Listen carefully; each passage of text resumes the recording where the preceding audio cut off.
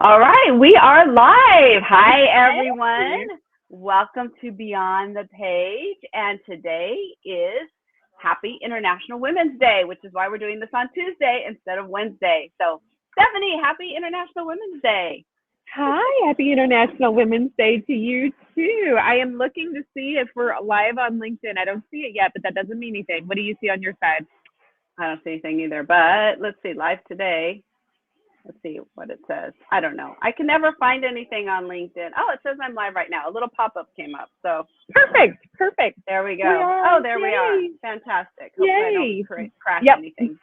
We're doing good. It's so good to see you. I was thinking about International Women's Day, who I'd love to spend time chatting with, and it was you. I thought it would be Oh, great for us to talk this is today. the best, right? I love it. It And is. we decided to disrupt our planned schedule to come on Tuesday instead of Wednesday, just so we can celebrate this.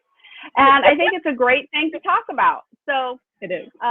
in case you guys don't know, because we've only done this once before, but we want to talk to you about what Beyond the Page is.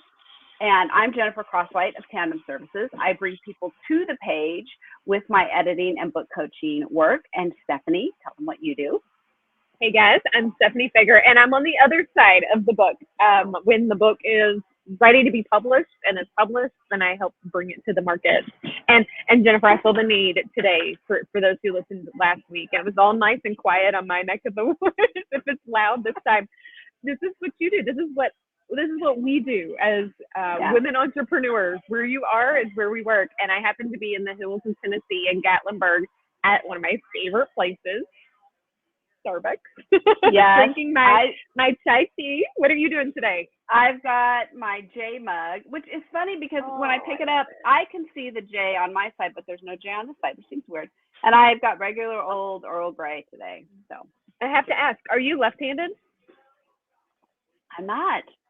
Okay, so I am, and every mug I pick up, it always looks at me and not the other way around. So if I did this, so maybe this is a left-handed mug?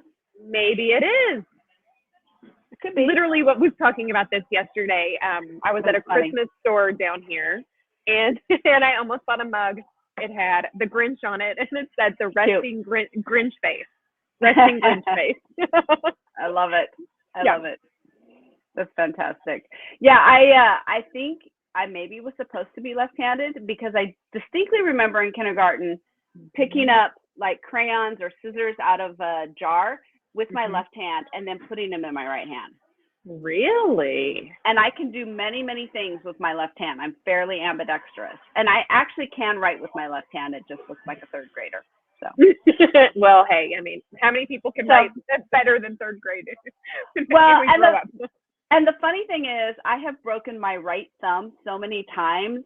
I use the space key on the keyboard with my left thumb. I can curl my hair with my left hand. I can do a number of things. And now you have me practicing to see what I do with my spacer. I think we're trained normally to do it with your right thumb. So anyways, and for those of you who learn to type on a typewriter, it is only one space after periods now instead of two. Those of you who learned, because we did learn back in the day, and I see this in manuscripts quite often, and you can kind of go, oh, you must have learned to type on a typewriter. You must be my age. Well, so I didn't realize. So the double space began with the typewriter? Yes, because a typewriter is monospaced. So if you think about those little keys that hit, they're on a piece of metal, and they're all, the metal piece does not shift, right? So if you have a wide next to a skinny, you're still going to have some extra space there. But a computer is smart enough to kind of close in that space, and so you really don't need that extra space on a computer to show. If you were to just put one space after a typewriter period, depending on what letter came next, it might look like it's run together. So. And here, so I come from the generation where I was taught double spacing, but then I went into media, PR, all of that, and we went. No matter, I don't care what AP said, we went to single space because in the journalism field, every space is money. So I've learned for a lot at a young age in my career the importance of the single space. Isn't that fun? Yeah. Who would have known today? So interesting. That's a tip. And it's funny how technology changes things. I mean, ultimately, the message is the message, and that Yes. is what we want to get out, and that's the most important part. But the technology definitely changes how we get that across. I mean, look at Yes. how many in the past 2 years people are doing things like video conferences and the lives and Zoom meetings and all those kinds of things Mm-hmm. that didn't used to happen before. And what you do, what I do, back in the day, we would Mm-hmm. have to only work with people local to us or people that Oh. we could meet in person. And I don't have hardly any in person clients. Almost all my clients I have Mm-hmm. clients in Spain, actually. Yes. So Yes. you can have people all Yep. around the world, which is fantastic. I love that we have that. I think that's just a wonderful um, great advantage of technology, and so it allows us to Mm-hmm. continue.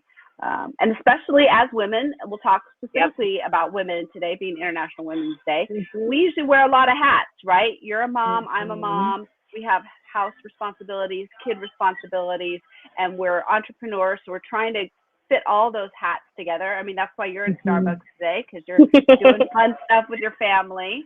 Yep. And the technology allows us to to put our goals and dreams and the talents that we Yep. have to use in those spaces of life where we don't have to go and sit in an office from 8 to 5 every day. And I think that's just a Mm-hmm. wonderful thing that we get to do. So I do I'm too, and I excited love about how that. you just mentioned with the technology. I look at that, and really over the last couple of years, Jennifer, how it's changed how we just do business. But like you, a lot of the people I get to work with are all over the world, and a lot of people who are on my team are in different parts of the world too. I mean, I've got Yes. a really great friend that works on our team. She is out of London, but from South Africa. And and publishers I work with in Mexico and people I've talked to in Australia and everywhere, right?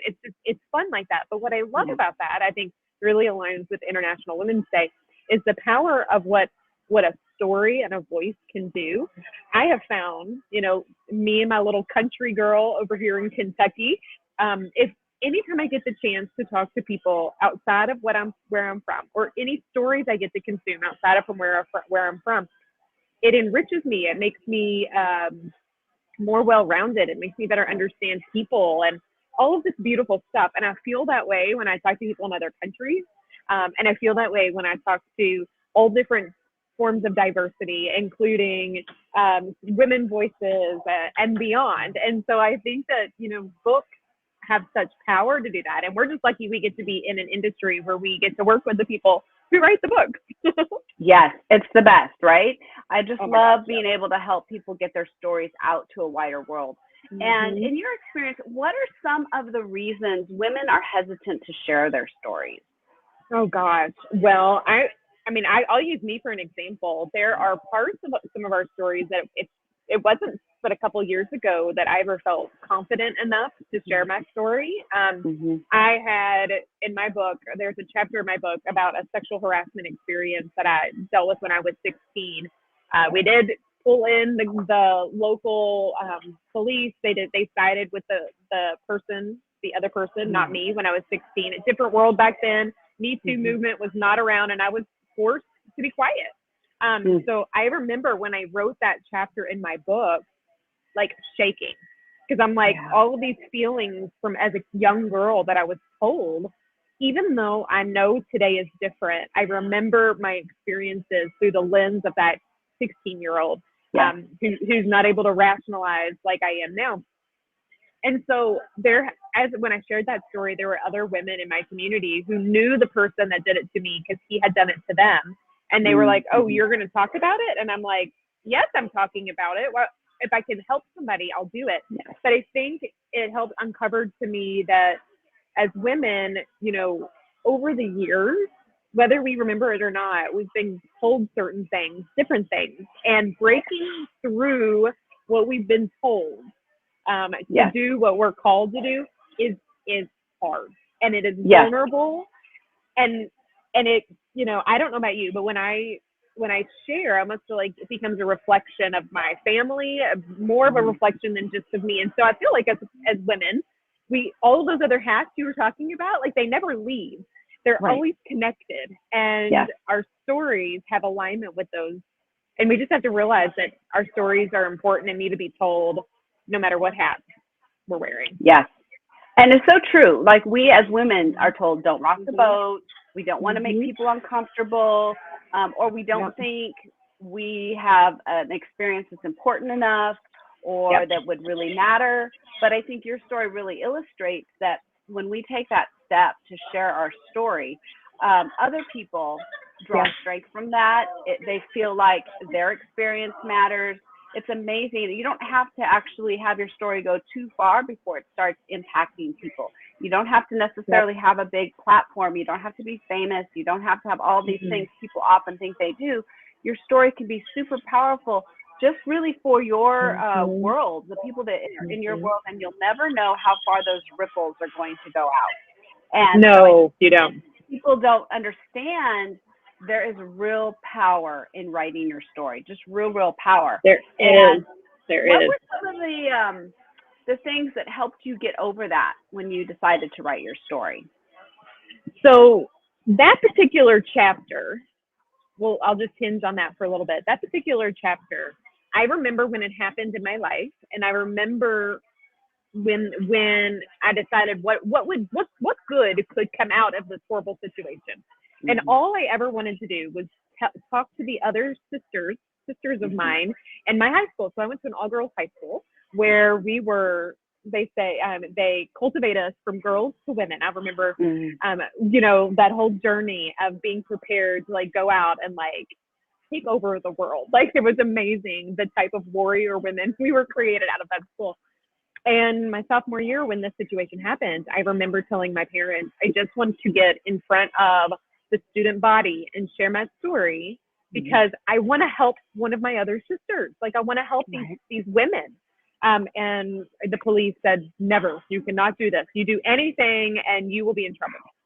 So I didn't share anything. But do you know, when my book came out in 2018, I remember that and it had been 20 years then, like since I had that situation happen. I remember thinking, I want to go back and talk. And I connected back with my school, and they did have me come back last year and the year before. I think it was right before COVID. Then I came back and I spoke to multiple classes of girls at the same age that I was. I shared my story, and to a couple classes, one of the students came up to me and was very open about a situation she was dealing with that she hadn't told anybody. And that is why we share our stories. That is why our voice matters. Seeing someone be vulnerable can empower somebody else to not deal with something that they don't have to stand up for what they believe in, to speak their truth. And it doesn't even have to be so heavy as the situation I'm talking about. Every story matters. Every perspective matters. And when we share, and that's what I love about the power of books, when we share, when we write, when we publish, when we promote, when we put our story out there, we don't know whoever it will touch, but that's the beauty of becoming an author. Our journey is almost like the hidden successes, the things we'll never know, but we do it anyway. Stories matter. Our stories matter. And I know from in proof that is, maybe that changes lives. It changes lives. You never know. You never know the impact. And that's the wonderful thing about a book, whereas if you have like a speaking thing where you go around and you speak, a lot of people are terrified of speaking, and you are limited by either the audiences you can get in front of, or nowadays, of course, we've got technology. But I tell people, a book can go around the world and touch people you will never meet. You never know who is going to hand your book out to somebody else, or somebody's going to pick it up somewhere and read through it, and something you say is just going to touch them. Whether it's just, like you said, it doesn't have to be a heavy negative experience. It could be positive experiences. It can be how you handle the situation, lessons that you learned in life, your reflections on life. There are many, many ways that we as humans connect with each other, and story is like the most powerful way. That's why we always have stories and storytellers as part of our culture. And so for so many years, women have really had a difficult time, in many cases, getting their voices heard. And so one of the things I love about technology now is that really anybody's story can get out there and be told. And I think that is super, super fun and super encouraging. And so I tell people it can be scary, right? It can be scary to put your Mm-hmm. story out there. Many people don't know to where to begin. And so Yep. one of the things I like to encourage people is to get into community. If you can get into Mm-hmm. a community of writers, I Yep. have one through my group, people from all over the world that join together. But I Mm-hmm. have been part of local groups and all different Yep. online groups and all different kinds of groups.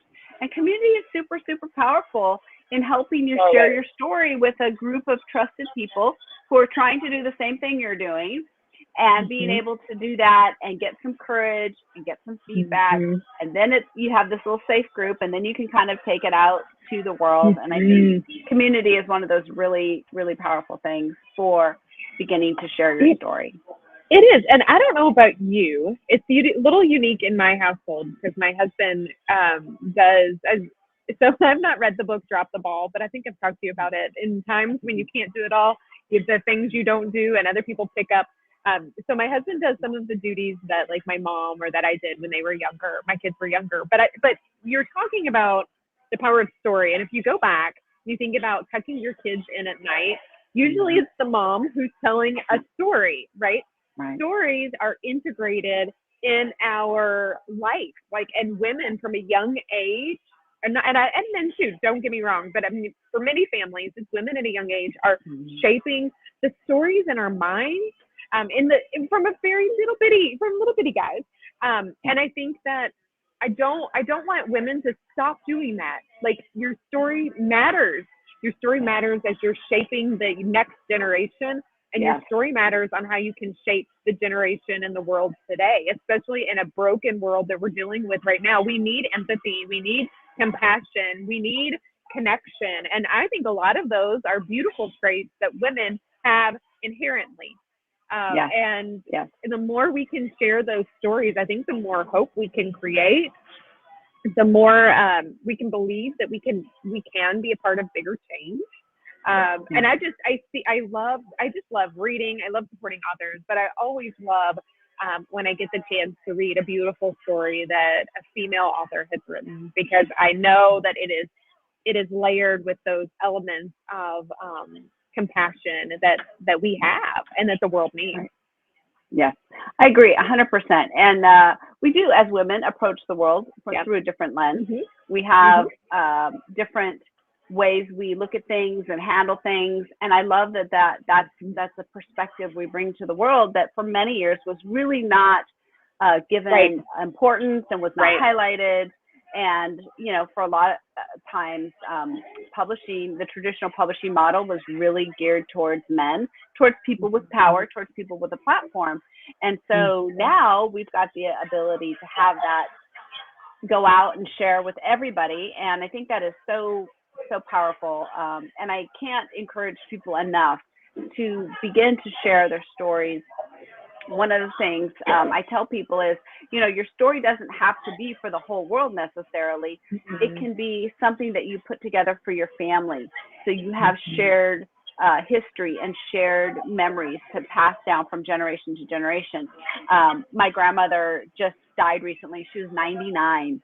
And oh my gosh, we think of how many changes she's lived through. You think of all the seriously, technology, right? And all the stories and all these wonderful things. In our family, we were sitting around, we'd had a wonderful celebration for her just a few weeks before she passed. And then even after at her funeral. And I was sitting there thinking, we are a family of storytellers, because when we get together, we share stories, and we share stories about when my dad was little and things that they did. And, things that my grandma, she would tell me. I got to stay with her. One time she'd broken her hip about 8 years ago, and she was staying with my parents for a few months, and I stayed with them for about a week. And I just got to sit with her and listen to stories. And we pulled up Google Earth, and we found the house that she used to live in San Diego. And the house wasn't there anymore, but she recognized the big tree in the front yard that she had used to climb. And so oh my God. And all these little things that were just sort of prompts, and she would tell me these stories, and there were things came out that my dad didn't even know, and it was just a wonderful time of recording those stories for our family. And I think those are the things. So you know, now she's gone, so we Yeah. can't ask her any more questions about those stories. And you think about that as every generation passes on, what are we missing? What are we losing? Even if it's the traditional family recipes or those traditional, where does this tradition come from in our family? Why do we do things this way?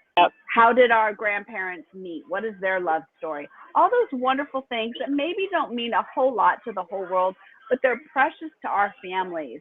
And again, with technology, we can put those things together and share those stories and be those memory keepers for our family to share from generations to generations. So they have that sense of heritage, but also some of those funny lessons that they learn. You know, there's just I really love funny it. stories and lessons that come from that. And I think I as love women, we that. have that unique ability because of our desire to be relational that we can pass those things on. So You know, I love to tell people to do that. I love that. And it reminds me of something that my family's doing right now, but something anybody that's listening could implement today. There is a company called Storyworth. Are you familiar with this? No, Okay, it actually is, it is something you and I should probably look into. It's pretty cool. They send you a writing prompt once a week. You email them back the answer to that writing prompt. And at the end of the year, they bind all your writing prompts into a little book. And it's cool. It's meant to help with generational knowledge, like what you're sharing. So my dad is doing it right now for my kids. My husband's also doing it mainly because he's like, well, mom wrote a book, might as well dad write a book, right? Yes. But I think anyone listening could take that concept and run with it. You could very easily have family or friends or your children ask you a series, like come up with a series of 52 questions. And each week you just journal on it. And then just like you mentioned, there's so many publishing platforms. When we say publish it doesn't have to go out to the world. It can be published for your family to have. And then that becomes like a little legacy that you've created and that you pass down. When I wrote my book, I remember telling my husband, if nobody else picks it up, and I have 500 copies in the basement and my kids read it, that's all I care about, because there's so much truth within my memoir about what I want them to remember and how they can see the world. So I think that when I think about how to help authors market their books, I always go back to their why, because if their why is to create that legacy, to make that impact, that to me is almost different than building a whole business around your book's message, right? Like there's different reasons and none are right or wrong. It's all of our stories matter, no matter at what point we take them and run with them. But I love that idea of what you just said. You know what, Jen? We should do a writing prompt experience for people. We should. I love it. That should be. We should do it. Yes. And, you know, I'm sure there are ones online, because I know my kids had, I don't know what grade it is, but they're assigned to interview a relative. And my son interviewed his grandmother, who's Japanese, and did this whole display about her life and where she'd come from and all these kinds of things. And that was part of it, he was supposed to ask her some questions. But even for people who feel really uncomfortable with the writing process, I mean, you can dictate, you can record, right? We all have these video cameras on our phones that are with us all the time, which is amazing. And so we have this ability to really record things that matter. I mean, I love cats. You love cats. There are a million cat videos out there, right? So if we can have a million cat videos, I think we can have some family videos. They don't have to be perfect. They don't have to be scripted. They don't have to be fancy or any of these kinds of things. Because one thing I noticed when I was going through my grandmother's photos, when I put together the slideshow for the memorial service, was that she was the family photographer. And this happens with a lot of women, right? We take the pictures and we're not in the pictures. And so there's years where there's no pictures of her. And I think that was a lesson I learned, was like, let's stop waiting for it to be the perfect hair, the perfect makeup, let me lose 5 pounds, whatever, before you take my picture. Because your family is not going to care about that. They want to see you. They want the memories of you. They don't want it to be perfect. It's the memories. And I think the same thing applies to the writing. Don't wait for it to be perfect. Don't wait till you have the right whatever. Just do it. Just get those memories down, because your story is so important. I was talking to a guy yesterday at a networking thing, and he had gone to a memorial service, and one of the things that they did was they passed out paper and they asked people to write stories of the person that was at whose memorial service it was, and he froze. He said, I couldn't remember, like, and that's very true, right? Some people, he said, driving home, I had a million ideas, but in the moment, I just couldn't think, and that's what happens. I said, oh, writer's block. Writer's block happens when there's too much pressure in the moment. And so if you put too much pressure on yourself to do it perfectly or to get it just right or to craft the perfect memoir or whatever, you're never going to do it because it's going to be overwhelming. And it's so much better to just jot down notes or bullet points, whatever it is, to get it done so people can have that wonderful memory. So I love this. I think we should do something with this. I do. We have to. I know. And the other, you just said something that also triggered something for me. When my husband's grandmother passed away, all these people got up and spoke beautifully of his grandmother, at the funeral service. And I remember thinking, man, I think that Grandma would really have loved to hear this, without wait, and she wasn't there in person to hear it. And I went home that night and I told my husband, I said, I got a new idea for Christmas. Myself and all my cousins, I'm going to reach out to them and I'm going to have each of them do a handwritten note. I love it. I think some of it turned into type, but it doesn't matter. A note to my grandmother and my grandfather, and I'm going to put together a book. We have always loved books. And we're going to put photos and all that stuff. So I did it, and we did it that year. I pulled it off in like a month. And I'm so glad that we did, because that was one of the last years before my grandmother was diagnosed with dementia and her health has declined. She read that book almost every single day, and I wanted her to know how much we loved her, and my grandfather, of course, too. But really, my grandmother is the cornerstone of that family. I wanted her to hear all of that stuff and see all that stuff. And to this day, she still looks through it. She doesn't understand it, but she still looks through it. So that is also proof of the power of leaving a legacy or creating a legacy, but also making sure people know how you feel about them. And I think stories do that. It allows you this opportunity. Don't wait, because you don't know when you might not have that opportunity. Yes. And it's so much more powerful. It's one thing to say I love you to someone, which is an amazing thing, but to say I love it when we bake cookies together. It means so much that you spend that time with me. And then we talked about whatever, right? I mean, that specific image is what stays with people. So that's fantastic. I love it. We've got some great ideas that we came up with today. I love it. I know. Y'all listening, be looking. We'll post information. I'm sure that the two of us will come together and come up with some great ideas of what we're going to do and offer.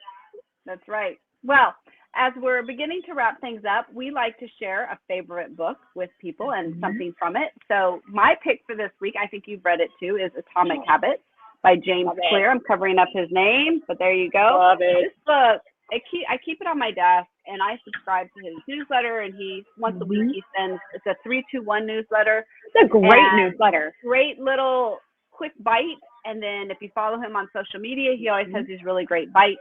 But he says something here, and I say this to my writers all the time. He says, it's one thing to say I'm the type of person who wants this, a certain thing, a habit, a goal, whatever, right? It's something very different to say I'm the type of person who is this. And so one of the things I encourage my writers to do is to begin to identify as a writer. Instead of saying I'm trying to write a book, or I'm trying to write, or I'd like to write, start saying I am a writer. Because once you change your identity to that, well, what does a writer do? A writer writes. So you will align your identity with how you are with your behavior. I love this subtitle, Tiny Changes, Remarkable Results. And if you've ever tried, I'm a productivity geek. I love productivity. I love organization. And so if you have ever tried systems that are made for people like me, and you're not one of those people, you will often feel frustrated and resentful and like a failure. But his book really does show you the power of really, really small changes to make big impact in your life. So I love that book. And that is one. I love it. And it's one I actually recommend you should read every year annually. Like, there's a couple of them at the beginning of the new year, you pull it out, because I think as we evolve as writers and authors and entrepreneurs, and just as humans in general, we come to everything with a different perspective and a different place of our life. That book, I think, will grow with you. Love that book. Love what you said. And I love how he talks really about just small incremental movements. They compound. You do 1% better every day. Imagine, that doesn't mean at the end of the year, you're 350%, 350,